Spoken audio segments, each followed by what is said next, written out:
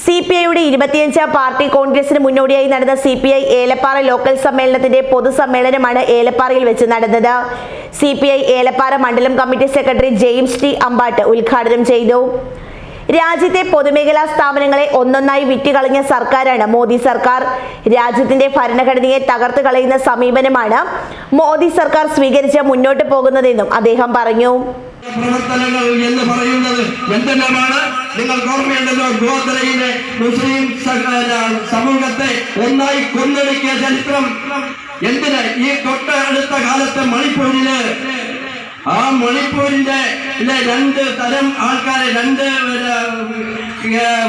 ജാതിയിൽപ്പെട്ട മനുഷ്യരെ തമ്മിൽ തല്ലിച്ച് എന്ത് പ്രശ്നങ്ങളുണ്ടാക്കി? കുക്കികളും മൊയ്ലികളും എന്ന് പറയുന്ന രണ്ട് വർഗത്തെ, മൊയ്ലികൾ എന്ന് പറയുന്ന പൂളുണ്ടാൻ പ്രാപ്തർ. ജില്ലാ കൗൺസിൽ അംഗം PJ റെജി അധ്യക്ഷത വഹിച്ചു. പാർട്ടി മണ്ഡലം അസിസ്റ്റന്റ് സെക്രട്ടറി സജിമോൻ, സെക്രട്ടേറിയറ്റ് അംഗം Ganesan, M Varghese, Ronnie Sebastian, Roy Cherian, C Johnson, VP Kunjumon, MK Susheelan, Kannamma Raveendran എന്നിവർ പങ്കെടുത്തു.